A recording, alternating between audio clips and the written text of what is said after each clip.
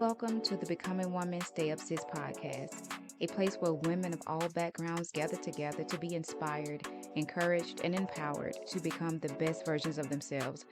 Strongly founded in the concept that in order to become anything to anyone else, you must first become the best version of yourself. And not just any version, the version God purposed and had in mind before the foundations of the earth. Jeremiah 1 and 5. From self growth and development to marriage and family to ministry, navigating relationships to simply just doing life. Here, we're going to take the Word of God and learn practical application to our lives, that we're not stuck in an older version of ourselves. It's time to elevate. Stay up, sis. It's time to become. Hello, and welcome back to the Becoming Woman Stay Up Sis podcast. I am your host, Shakira Gardner, and I am so excited that you are here today with me. Welcome back to all my previous listeners. Welcome back to new listeners. I hope that today or the previous episodes that you have heard something that has stained your heart and has been a blessing to your spirit.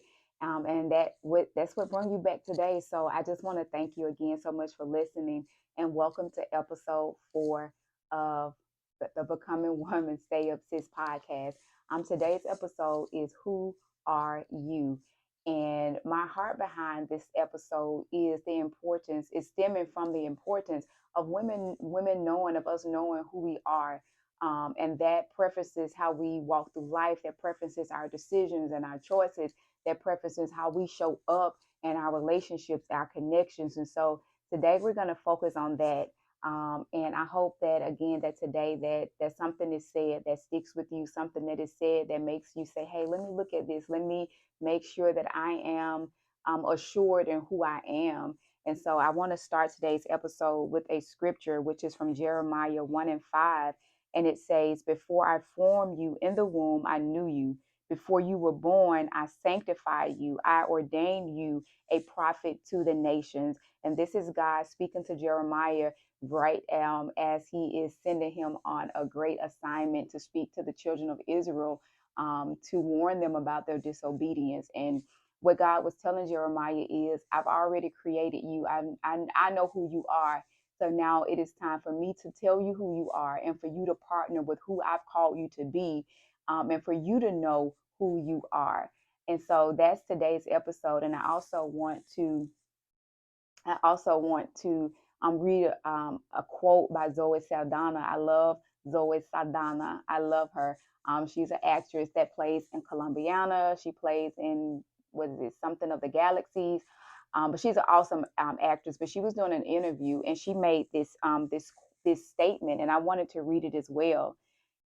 It says that my biggest achievement in life, I know who I am. I love who I am. I like what I do, and I like how I do it.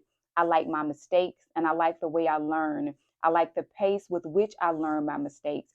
I don't want to be anybody else but me. And I believe this is what I love this statement, because I believe this is also what essentially God was telling Jeremiah. Like, I want you to know who you are.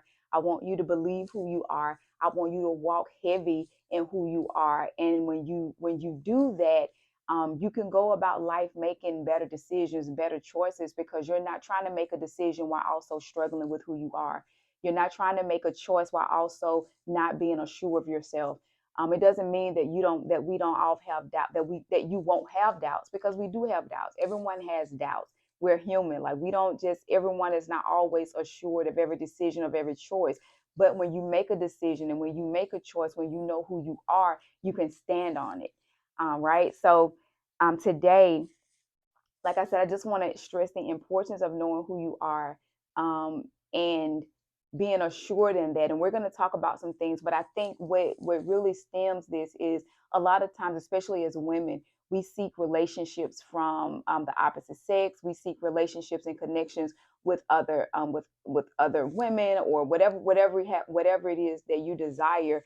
And a lot of times we are seeking relationships and connections and things from others, and we expecting things from others, but we're not really sure what it is that we have and what we have to offer.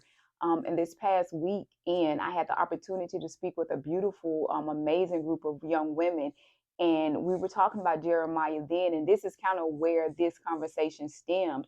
Because I was speaking to a group of young girls, but a lot of times, us as women, we struggle with who we are. A lot of times, as women, we struggle with our value. We struggle with believing that we have what it takes. We struggle with believing that we have the confidence that as God said, that I knew that God has already called us to be great, that God has already ordained us and sanctified us. And so, in speaking with these young girls, I realized that a lot of times, as women, especially as mothers, if we can resonate and be assured of who we are, then we can then teach that to our sons and daughters. And then we essentially prepare and equip them for their journeys in life. And so, knowing who you are first allows you to have standards for yourself. And then you can set standards for those who you desire in your life, or for those who desire to be in your life.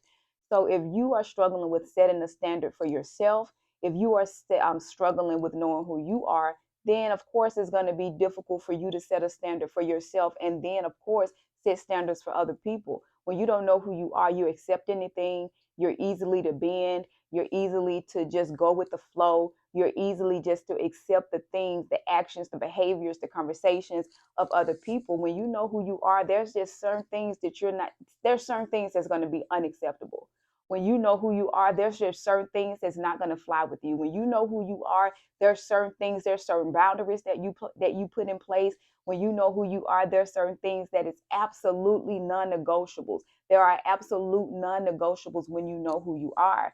So that's why it's important to know who you are, so that you can set standards in your life. Like, what is unacceptable for me? Oh no, when you do this, or when you're thinking about doing this as an individual, like, I know I've lost my way. I've lost who I've lost who I am.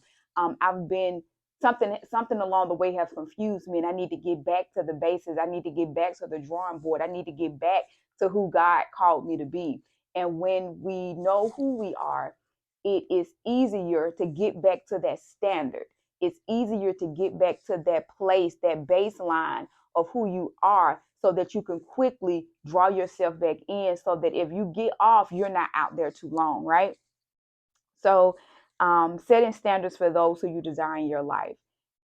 That goes for platonic relationships, that goes for associates, that goes for romantic relationships, that goes for friendships. Like, setting standards in your life, knowing who you are, what your standards is, it then allows you to place not expectations on people, but it's you have a certain standard, and we don't go below that standard. No, that's unacceptable. I'm a trustworthy person, so I want somebody trustworthy around me. I don't lie, so I don't want people who lie around me. I'm committed, so I want people who are committed with me. I am whatever that thing is that is for you. Then you want to make sure that those who you are, that desire to be in your place, or you desire for them to be in your space, that you have set that standard. Because the thing is, those people who you desire, those relationships, whatever the case may be, those people should have standards as well. That way they have a standard of what they look for in whatever it is, connection, or whatever it is that you're trying to establish with this particular person. So that's why it's important that we know who we are, so that we'll know what type of people we want in our lives, what type of people we want to be associated with, what type of people we want to be connected with. And this is important because, when you are going about your day, when you're going about your life, you want to make sure that there are those people around you who, that that they know who I am. I know who I am. They know who I am. And so that as we walk through this life, we can hold each other accountable, because they're like, sis, I know you know who you are, and that ain't you. You know what I mean? So that's why it's important that we build these meaningful connections. But before we can build these meaningful connections, we have to first know who we are. Um, so, in building meaningful, the way to build meaningful and impactful connections is by knowing who you are. Because when you know who you are, you come to the room, you come to the table with a set of standards. You come to the room, you come to the table believing in who you are, believing in what you have to offer. And was something that I was sharing with the young women. Like, don't be so easily swayed by what's going on at school. Don't be so easily swayed by what you see on social media. Don't be so easily swayed by what seems to be the popular thing. Don't worry about it. Jeremiah, he was placed in a position where he had to be unpopular. He was placed in a position where he had to be the mouthpiece for God in spite of what the people wanted to hear. And as you read your Bible, you will know that in Jeremiah, the people of God were in a place of like complete rebellion. They were doing what they wanted to do. And so he had to stand steadfast on what God called him to do. He couldn't worry about being different. He couldn't worry about what it would look like. He had to just be obedient to the voice of God. And so when you know who you are and when God has confirmed and affirmed you, then it's easier for you to do that. And when God has affirmed you and confirmed you and you partner with what he said about you, then it's easier for you to create a lifestyle that, I guess, a lifestyle that is in alignment. There we go. That is in alignment with who God says you are, who you partner with God to say, God, I agree with that. And so because of that, I'm going to do what you're calling me to do. I'm going to be who you're calling me to be, and I'm going to partner with who you've called me to be. So that it all kind of goes hand in hand. And so when you are, like I was saying, okay, stay focused. I was saying about the girls, I was letting them know that you're going to be different. When you come into the knowledge of who you are, when you learn who you are, you're going to be different. And it's not necessarily in a negative way. It just means that you're unique, that God have set you apart, that he have made you different, that though you may not do it like this person and you may not do it like that person, but God has given you a unique way to do what he's called you to do. He's giving you a unique way to show up. He's giving you a unique way to your own personal style, the way you like your hair, with the way you like whatever it is that you like. Like God has given something to you that is uniquely you. And so when you know who you are, like it's so much easier to show up in a room. When you know who you are, it's so much easier to assert yourself. It's so much easier to stand your ground. It's so much easier to put up standards in your life because you know who you are. And man, as women, this is why it's so important that we know who we are, because we can set standards in our lives. We all have had an experience where we got off. We all have had an experience where we like, girl, I don't know what you were thinking. I don't know why that was acceptable. I don't know why you thought that was a good idea. So it's not that when you find out who you are, that everything it's a complete 180 and you no longer make a decision that's questionable. No, it just means that the majority of your decisions, the majority of your choices, you are confident with. The majority of your decisions and the majority of your choices that you like, man, that may didn't work out the way I envisioned, but I know I made the best decision at that time. That may didn't go the way I anticipated it to, but I know that I made the best decision for myself at that time. And God, I may have missed it. I don't know what happened. I don't know what happened or what have you. But when you know who you are, it's easier for you to be more confident in the decisions that you are making. Let's see. Who am I? So this is a question today. Like as you're listening to this podcast and you are just kind of ruminating over the words that are being spoken, I want you to ask yourself this question: who am I? Like if somebody came up to you today and they asked you, who are you? Could you give them an answer without hesitation? Could you give them an answer? Could you give them a response without literally like, oh my God, I don't know. I wasn't expecting that question. Like when someone asks you, who am I? Can you answer that question with a surety? Can you answer that question with boldness? Can you answer that question with a sense of, yes, I know who I am. I know who I am. I know what I stand for. I know what my morals are. I know what my standards are. And I'm not deviating from that. Yeah, deviating. I think that's the word. Yeah. I'm not deviating from that. So today, Who am I? Ask yourself that question. Who am I? And if you're having a hard time answering that question, or if you're answering that question and you don't really like the answer, then go back to Jeremiah 1 and 5. Again, the word says, before I formed you in the womb, I knew you. Before you were born, I sanctified you. I ordained you and you a prophet to the nations. Go back to God. God, who are you calling me to be? Who have you called me to be? Who did you call me to be? Because the word says, before I formed you in your mother's womb, I knew you. So God already knows you. He already knows the intricacies of who you are.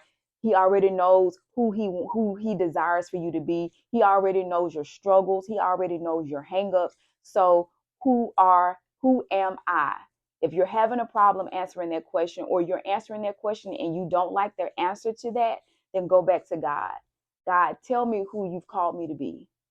Who have you desired? Who do you desire to me for me to be? And undoubtedly, when you know who God has called you to be, and you partner with that yourself, and you believe it with all of who you are, then you will start making decisions and choices and living your life in a way in which you know who you are.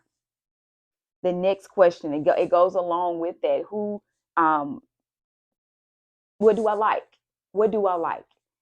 Not just doing things because other people are doing them, not just going places because everybody else is going, but like, what do I like to do?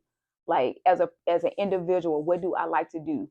For somebody, going out may be, they may be a extrovert. Yeah, I'm more like an intro extrovert. Like, if I'm out, I'm going to enjoy myself, but I prefer to take a bubble bath with some Dr. Teals, right? I prefer to maybe come into my office and just put on some instrumental music and do it absolutely nothing, paint my toes. So, what do you like? What you like more than likely doesn't have to match what other people like. If it does, that's fine. But if it doesn't, find out what you genuinely truly like, not because this is what they're saying. You need to do this and you need to do this to like yourself, and you need to do that to like yourself, and this is what self-care is. And no, what is self-care to you? What do you genuinely like to do? What makes you smile? What brings you a little piece of joy? What brings you a little piece of joy? And then, what brings you joy? What brings you peace? It may look different than what the next person is doing. um yeah, I've been, for the last month, I've joined Hot Works Gym, which is like working out in a sauna. And to somebody that may sound crazy, like, I'm already sweating when I'm working out, why do I want to intensify the sweat? But it's something about that sauna that is so relaxing. So that's something that I enjoy doing. That's something that I like to do. To somebody else, they be like, girl, nobody's trying to do all that. Nobody's trying to sweat. Whatever you like to do. Somebody may like to run. I want to be a runner, but that ain't it yet. Okay. So, like, whatever you like to do, find out what you like to do, and pour yourself into that.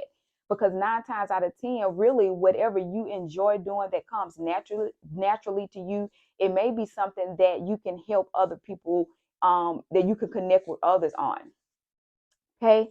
What are your strengths? Knowing your strengths are important. What do I flourish at? What comes to me naturally? What am I good at? People come to me for this. People come to me for that. When they're looking for answers for this, or looking for answers for that, excuse me, that I have a response. That's my strength. My strength is imparting wisdom. What is my strength? And a part of knowing your strength is also in knowing what your weaknesses are. What is a soft spot for me? What is a sore place for me? What is something that I struggle to do, when the opportunity comes? What is something I struggle to do when a situation or a circumstance is presented to me?